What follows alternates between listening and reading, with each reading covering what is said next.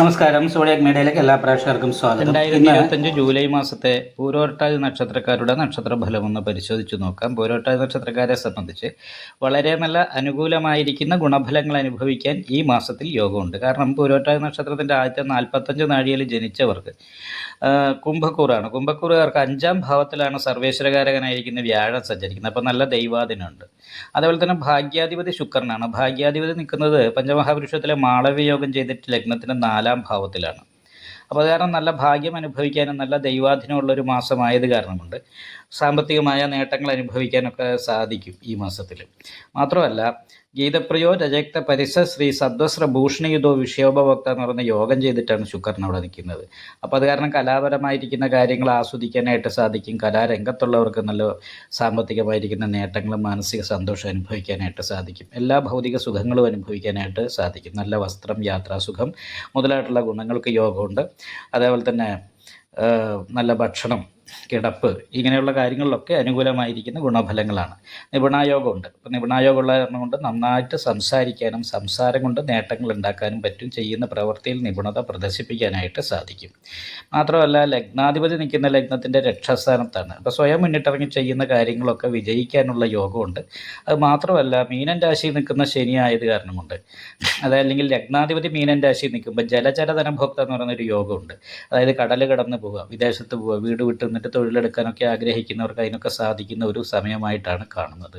എന്നാലും നിവർത്തി സ്ഥാനത്ത് നിൽക്കുന്നത് ചൊവ്വയാണ്. അപ്പോൾ കർമാധിപതി നിവർത്തി സ്ഥാനത്ത് നിൽക്കുന്ന രാഹുകേതുക്കളുടെ ബന്ധനത്തിലാണ്. രാഹുകേതുക്കളുടെ ഒരു ബന്ധനമുള്ളത് കാരണം ഇടയ്ക്കിടയ്ക്ക് തൊഴിലിൽ ചെറിയ മുടക്കങ്ങൾ വരാനുള്ള സാധ്യതയുണ്ട്.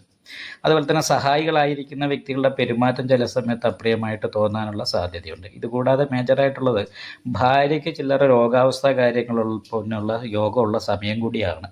അപ്പോൾ അതാണ് പ്രധാനമായിട്ട് ശ്രദ്ധിക്കേണ്ടത്.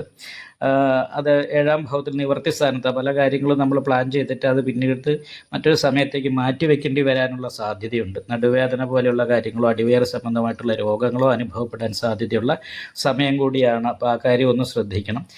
അത് മാത്രമല്ല ലഗ്നത്തിലാണ് രാഹു നിൽക്കുന്നത്. അപ്പോൾ വിപരീത സ്വഭാവമാണ്. സന്തോഷിച്ചിരിക്കുമ്പോൾ പെട്ടെന്ന് ടെൻഷനും കാര്യങ്ങളൊക്കെ ഉണ്ടാകാനുള്ള സാധ്യതയുണ്ട്. അതിൻ്റെ കാരണം ചൊവ്വയുടെ ദൃഷ്ടി ലഗ്നത്തിലേക്കാണ് വരുന്നത്. അപ്പോൾ ചൊവ്വ ലഗ്നത്തിലേക്ക് ദൃഷ്ടി ചെയ്ത് നിൽക്കുന്നത് കാരണം കൊണ്ട് തൊഴിലുമായിട്ട് ബന്ധപ്പെട്ട കാര്യത്തിൽ ടെൻഷൻ അനുഭവിക്കുക, സഹായികളായിരിക്കുന്ന വ്യക്തികളുമായിട്ട് ബന്ധപ്പെട്ടിട്ട് കുറച്ച് ടെൻഷൻ അനുഭവിക്കുക, ഇങ്ങനെയുള്ള കാര്യങ്ങൾക്കൊക്കെ യോഗമുണ്ടെങ്കിലും പൊതുവേ ദൈവാധീനം ഉള്ളത് കൊണ്ട് തന്നെ വലിയ തടസ്സങ്ങളും പ്രതിസന്ധികളും ഇല്ലാതെ ഈ മാസത്തിൽ മുന്നോട്ട് പോകാനായിട്ട് സാധിക്കും. എന്നാൽ പൂരോട്ടാതി നക്ഷത്രത്തിൻ്റെ അവസാനത്തെ 15 നാഴികയിൽ ജനിച്ചവരെ സംബന്ധിച്ച് അത്ര ഗുണം പറഞ്ഞുകൂടാ.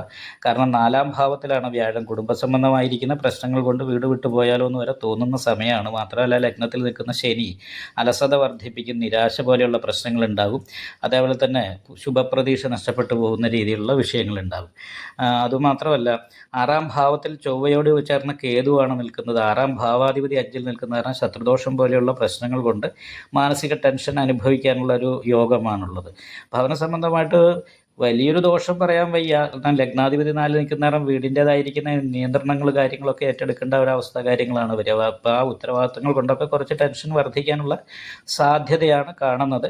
അതേപോലെ തന്നെ ലഗ്നത്തിൽ ശനി നിൽക്കുന്ന അലസത അതുപോലുള്ള പ്രശ്നങ്ങളും ഒരു വിഷയമാണ്. 12ൽ രാഹുവാണ്. അപ്പോൾ അനാവശ്യമായിട്ട് ചെലവ് വർദ്ധിക്കാനും ഈ മാസത്തിൽ യോഗം കാണുന്നുണ്ട്. നിങ്ങൾക്ക് ഈ വീഡിയോ ഇഷ്ടപ്പെട്ടാൽ ലൈക്ക് ചെയ്യുക. നിങ്ങളുടെ അഭിപ്രായങ്ങൾ കമൻറ്റ് ചെയ്യാം. ജ്യോതിഷവുമായി ബന്ധപ്പെട്ട കൂടുതൽ കാര്യങ്ങൾ അറിയാൻ ഈ ചാനൽ സബ്സ്ക്രൈബ് ചെയ്യുക.